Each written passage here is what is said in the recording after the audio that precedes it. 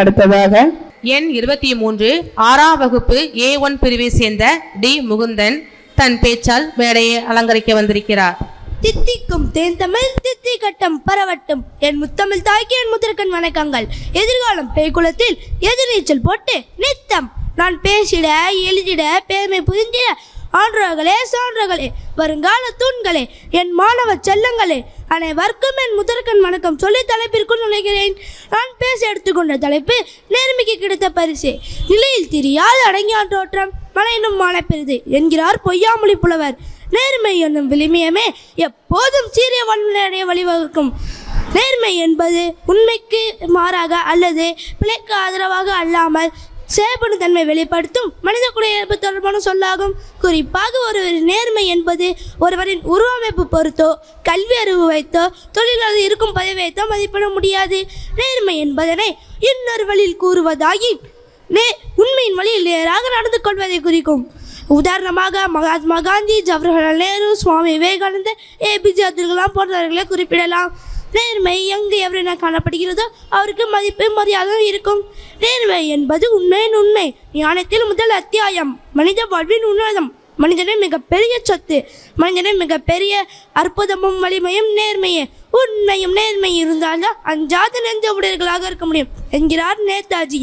வாழ்க்கையின் உச்சத்துடன் நினைப்பவரின் கலங்கரை விளக்கம். ஆம், நம் தமிழ்நாட்டின் முதலமைச்சராக இருந்த கர்மவீர காமராஜருடைய வாழ்க்கை ஆட்சி முறை மிக சிறந்த எடுத்துக்காட்டாக இருந்தது. ஹரிச்சந்திரனின் கதை நம்மளுக்கு தெரிந்ததே.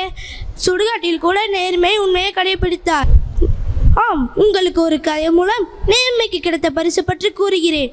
1820 1830 அமெரிக்காவில் நடந்த ஒரு உண்மை கதை. ஒரு வாலிபர் ஒரு சிறு கடையில் வேலை பார்த்து கொண்டிருந்தார்.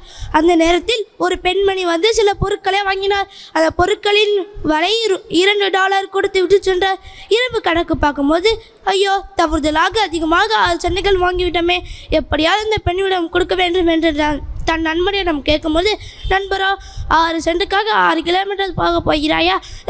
வேண்டாம், போய் வீட்டில் உட்கார் என்று கூறினாலும் நான் எப்படியாவது இந்த பெண்ணிடம் கொடுத்து தான் வீடு திரும்பேன் என்று கூறி உறுதியோடு போய் கொடுத்து வந்தார். அந்த வாலிபர் யார் என்று தெரியுமா? வேறு யாரும் இல்லை, அமெரிக்காவின் முன்னாள் ஜனாதிபதி ஆபிரகாம் லிங்கன். அவர் நிறைய விஷயங்களை செய்திருக்கிறார். அடிமைத்தனத்தை ஒழித்திருக்கிறார். ஆம், அவர் பிறந்து 150 வருடங்கள் மேலாகியும் அவர் இருந்து 150 வருடங்கள் மேலாகியும் அமெரிக்காவில் மட்டுமில்லாமல் உலகம் முழுவதும் பேசப்படுற காரணம் என்ன என்று தெரியுமா? நேர்மைதான். நம்ம நேர்மை பற்றி பேசும்போது இன்னொரு விஷயத்தையும் கவனிக்கணும். நேர்மையான அரசாங்கம் வேணும், ஊழல் செய்யாத அரசியல் தலைவர் வேணும். நம்ம சுற்றி இருக்கிறவங்களே நேர்மையாக இருக்கணும்னு நினைக்கிறோம். ஆனால் அதுக்கு முதல்ல நாம தான் நேர்மையாக இருக்கணும். யாருக்கு என்ன தெரிய போது நம்ம சின்ன சின்ன பொய்களை சொல்கிறோம். ஆனால் யாருமே பார்க்குற நேரத்தில் நம்ம எவ்வளோ உண்மையாக இருக்கிறோம் தான் நேர்மை. இதுதான் வள்ளுவர் உள்ளத்தால் பொய்யாது ஒழுகின் உலகத்தார் உள்ளத்தும் எல்லாம் என்கிறார்.